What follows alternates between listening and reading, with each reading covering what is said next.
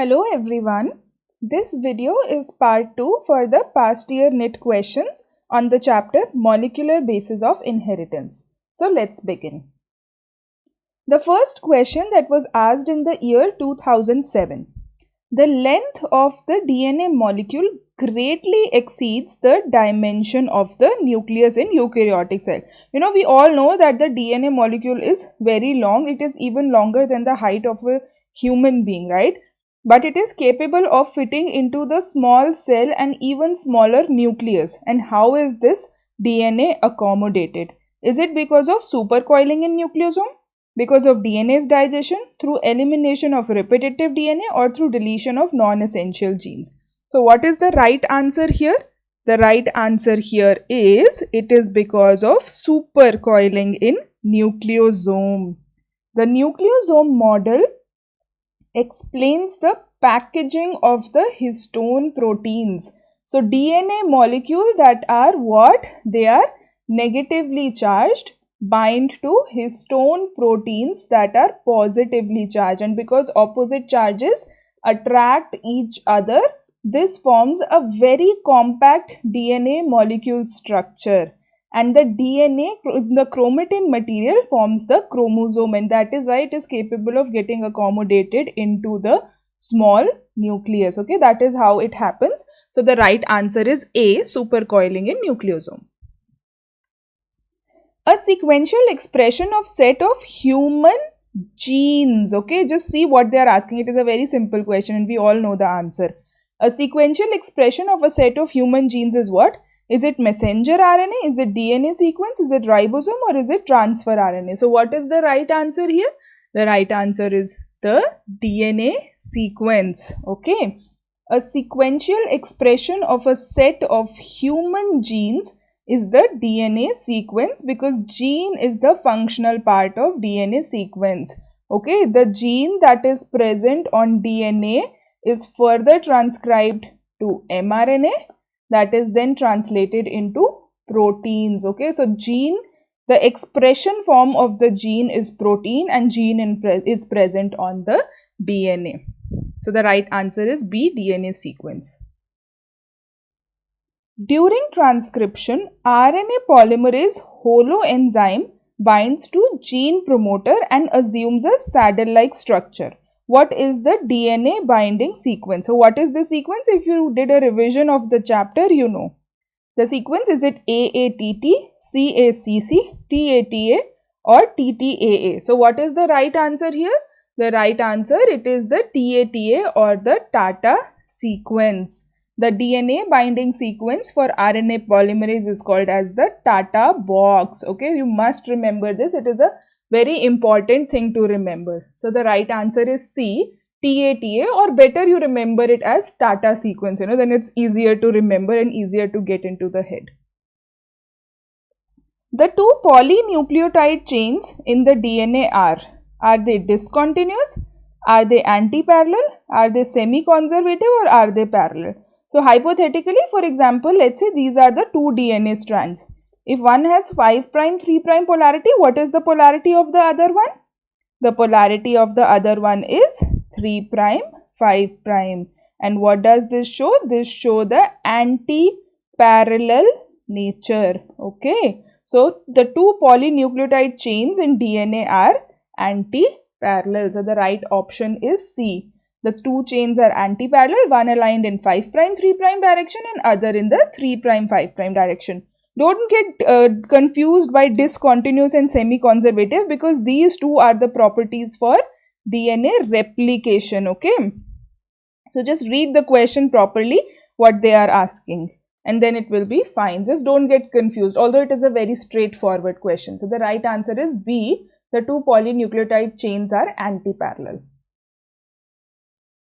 DNA template sequence of this is transcribed over mRNA. So what is the approach? You can, quickly write down the sequence, or the other option is you can just write down the correct sequence here. So they are asking you the mRNA sequence.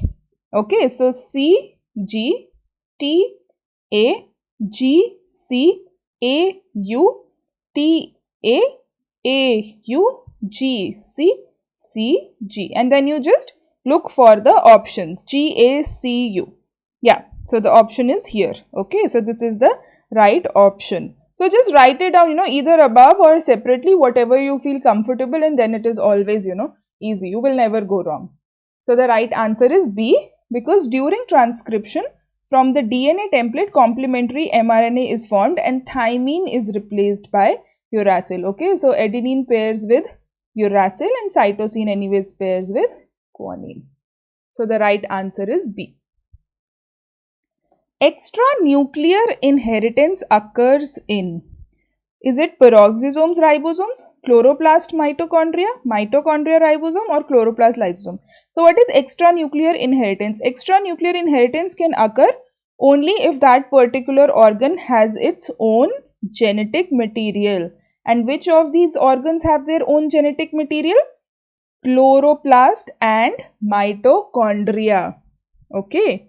In eukaryotic cells, two cytoplasmic organelles, mitochondria and chloroplast of green plants, contain their own genetic material. It is very important that you know this part. Okay, so the right option is chloroplast and mitochondria. Option B. Which form of RNA has a structure resembling the clover leaf? If you went through the chapter, this has been discussed so many times. Is it rRNA? Is it hnRNA? Is it mRNA? Or is it tRNA? So what is the right answer? We all know the right answer is tRNA. So rRNA occurs inside the ribosomes. mRNA carries information from the DNA to polypeptide. And hnRNA are heterogeneous nuclear RNA. Okay, so the option tRNA, which are the transfer RNA, have a clover leaf-like structure. So the right option is D. In DNA, percentage of thymine is 20%. Then what will be the percentage of guanine? We have seen a similar question, before. You just have to do some simple maths. So the percentage of thymine is always equal to the percentage of adenine. So if thymine is 20%, adenine definitely will also be 20%, and this makes total of 40%. And what is left now?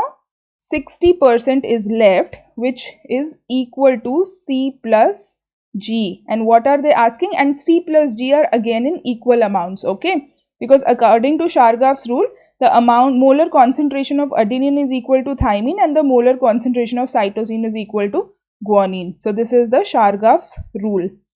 And then these are equal. So the guanine will be 30%. Okay, very simple calculation. We have also discussed this in the previous part. So it is also a recurring question, so important question. So just apply the Chargaff's rule. According to Chargaff's rule, the ratio of purine bases to pyrimidine is equal. A is T, G is C. If T is 20, A is 20, C and G are 30 and 30. So the right option is C, 30%. Extranuclear inheritance occurs in what? Is it the killer strain in paramecium? It is color blindness, phenylketonuria, or Tay-Sachs disease. So what is the right answer here? The right answer here is option A, killer strain in paramecium, because we all know that color blindness, phenylketonuria and Tay-Sachs disease are not the right options. Color blindness follows sex-linked inheritance. Phenylketonuria is an inborn error of metabolism. Okay, so the right option here is A, killer strain in paramecium. Due to discovery of which of the following in 1980, the evolution was termed as RNA world. That RNA was very important. So what was the discovery which was made? mRNA, tRNA, rRNA synthesize proteins. In some viruses, RNA is the genetic material. RNA have enzymatic properties. RNA is not found in all the cells. So what is the right answer? If you really go through the options, you can see that the first three options are totally correct. Okay. Although RNA is not found in certain cells is also correct to a certain extent. But let's say this is anyways incorrect. So these three options are correct, and now you have to read the question again. Due to discovery of which of the following in 1980, evolution was termed as RNA world. So RNA world basically said that RNA can do all the things. It can act as a genetic material, it can act as enzymatic properties and also that it can synthesize proteins. Because it has enzymatic properties, it can replace proteins.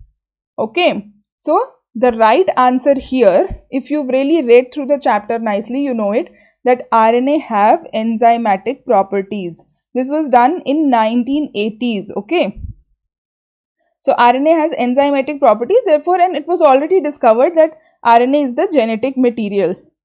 So then at that point, scientists thought that it is the RNA world because RNA has both the genetic material as well as enzymatic properties. So the right option is C. Ribozymes are catalytically active RNA molecules discovered in 1980. So in 1980 it was discovered that they are catalytically active. They are self-splicing introns, indicating their possible role as intermediates in the evolution of biological system from the abiotic substances. Okay, so it is very important that you also know the solution very well. Ribozymes, what are ribozymes? They are catalytically active RNA molecules. And this discovery was done in the year 1980s. Therefore, this is what led to the term RNA world. So the right option is C. Okay, so don't get confused, between things, because here you have three options that are totally correct. So you can definitely be confused. Just read the question properly. The transfer RNA molecule in 3D appears as what? So what is the tRNA in case of 2D? We just did this question. So we know that the tRNA is a clover leaf structure. It is a clover leaf structure. It looks something like this. Then there is a variable arm, anticodon loop, and acceptor arm. Okay. So approximately, not a very neat diagram, but this is how the clover leaf structure of tRNA looks. But now the question is the 3D appearance. So which is the 3D appearance? What is the right answer? Is it L-shaped? Is it E-shaped? Is it Y-shaped? Or is it S-shaped? So what is the right answer here? The right answer is, it is L-shaped. Okay.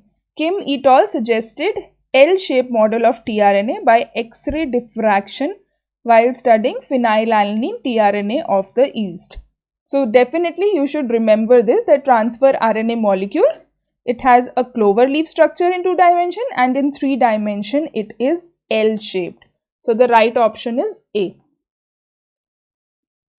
In DNA, where A, G, C, T occur, their association is as per which of the following pairs? A, G, C, T, A, C, G, T, A, T, G, C, all of these. It's a kind of a confusing question, but it is basically asking you what pairs with what.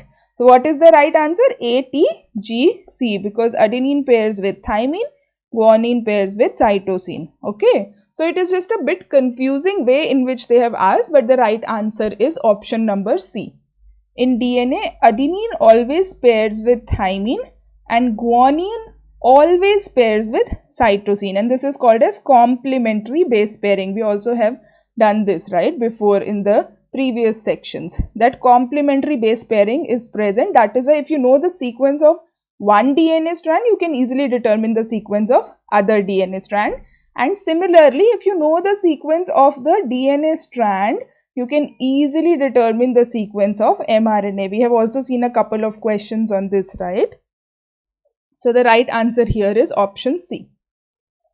So we will upload more questions from this chapter, and thank you for watching the video.